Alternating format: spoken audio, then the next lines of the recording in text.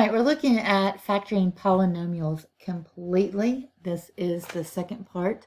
So if you need to watch the first part, please do so. All right, we're going to look at example 3 where you have to solve equations and factor completely. All right, so the first thing we need to do is get all the factors on one side and set it equal to 0.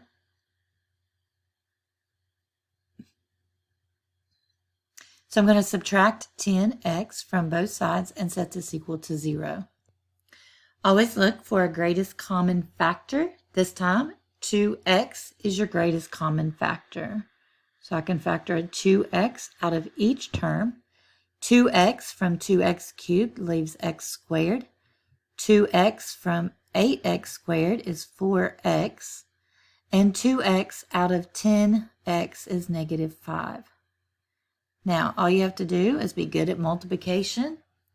And you can see all we are doing dividing 2x out of each term. In essence, we're multiplying 2x times something to get what we started with. So 2x times x squared is 2x cubed. 2x times 4x is 8x squared. And 2x times negative 5 is negative 10x. All right, now we need to see if we can factor this further.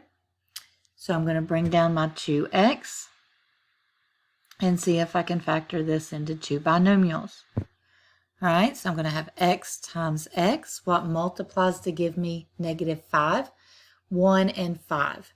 So I know I'm going to have a 1 and a 5.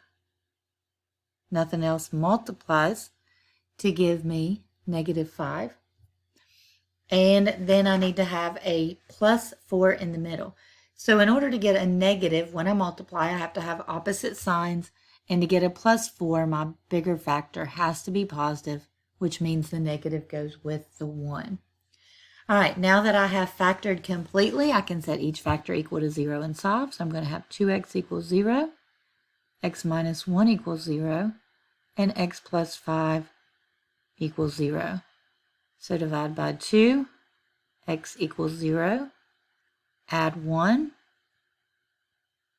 x equals 1, and subtract 5, x equals negative 5.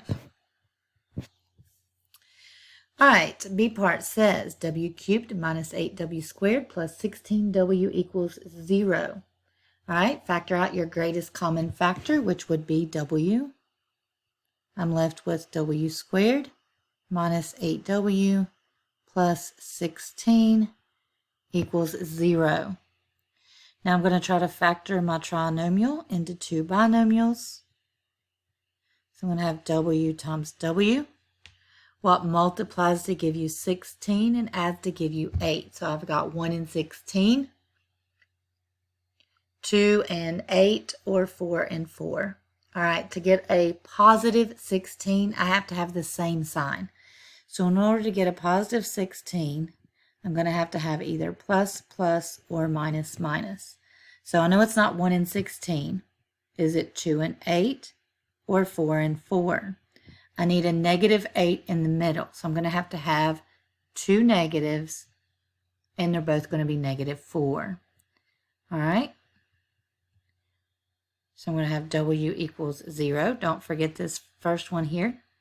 W minus 4 equals 0. Add 4. W equals 4.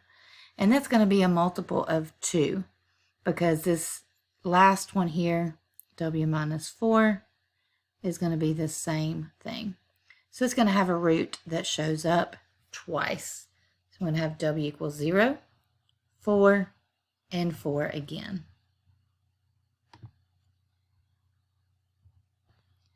All right, for C part, it says 2x cubed minus 50x equals 0. So I'm going to factor out a 2x. I'm left with x squared minus 25 equals 0. Bring down my 2x. I notice I have an x squared and a 25. Both of those are perfect squares. And there is a difference of squares there. So, again, commit that to memory so that you can recognize those. So that's going to be x plus 5 and x minus 5. 2x equals 0. Divide by 2. X equals 0. x plus 5 equals 0. Subtract 5, x equals negative 5. And then x minus 5 equals 0. Add 5, x equals 5. So my roots are 0, negative 5, and 5. All right, example 4. A piece of equipment is submerged in the pool at the Neutral Buoyancy Laboratory, NBL, for training. The piece of equipment is in the shape of a rectangular prism that has a volume of 72 cubic meters, a length of x meters, a width of x minus 1 meters, and a height of x plus 9 meters. Find the dimensions of the piece of equipment. All right, so the first thing we need to recognize is that it says rectangular prism, and it gives us the volume of that. So we need to know the formula for rectangular prism. So the volume is length times width times height. All right, so since they give us the volume, we can substitute 72 in for V.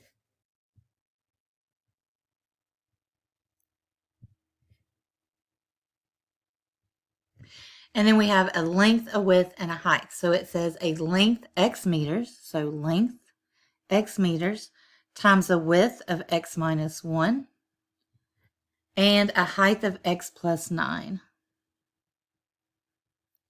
All right, so the first thing I need to do is put this in standard form, and then I have to subtract 72 to the other side. So until I set this equal to 0, it's not really good to me in this form. So let's go ahead and multiply and put this in standard form. So I'm going to multiply the two binomials first, so just bring the x down. X times x is x squared. X times 9 is 9x, and then 9x minus the 1x is 8x. So I did my FOIL, I did my inside and outside terms together, and then negative 1 times 9, negative 1 times negative 9, or 9 is negative 9. All right, now I need to multiply the whole thing by x, so I'm going to have x cubed plus 8x squared minus 9x. And now I need to subtract 72 from both sides. So it's going to set this equal to 0. And I'm going to have x cubed plus 8x squared minus 9x minus 72. When I notice that I have 4 terms, now I'm going to set this up to factor by grouping. I already have it in standard form, so I can go ahead and group these terms together. So my first binomial, I'm going to factor out x squared. I'm left with x plus 8. Okay, so you can check it. X squared times x is x cubed. X squared times 8 is 8x squared. Then I have a negative 9x and a negative 72. So I know that I can factor out a negative 9 out of both terms. So I'm going to pull out a negative 9. I'm left with x. And 9 times 8 is 72. So I'm going to factor out a positive 8 because I already factored out the negative here. So negative 9 times positive 8 is a negative 72. All right, now to be completely factored, I'm going to have my greatest common factor is now x plus 8 and x squared minus 9. All right. Remember, x squared is a perfect square, 9 is a perfect square, so I can go one step further. So I'm going to have x plus 8. And this is a difference of squares, so I'm going to be able to factor that into x plus 3 and x minus 3. All right, once it's completely factored, now it's completely factored, I can set each factor equal to 0 and solve. So I'm going to have x plus 8 equals 0. X equals negative 8. I'm going to have x plus 3 equals 0. Subtract 3. And I'm going to have x minus 3 equals 0. So I'm going to add 3 to both sides. Now, this is a real life situation, and we're looking for the length, the width, and the height in meters for a rectangular prism. So when you look at this, you know that length, width, or height cannot be a negative number. So you can eliminate the -8 and the -3. So x has to equal 3. So we can say that the, let's see, the length equals 3. And we can say the width is 3 minus 1, or 2. And this is in meters. And the height is x plus 9. So x plus 9. We know that x is now 3. All right, so I'm going to have 3 plus 9, which is 12 meters. So we can say the length is 3 meters, the width is 2 meters, and the height is 12 meters of this rectangular prism. So the piece of equipment has a length of 3 meters, a width of 2 meters, and a height of 12 meters. So whatever the equipment is,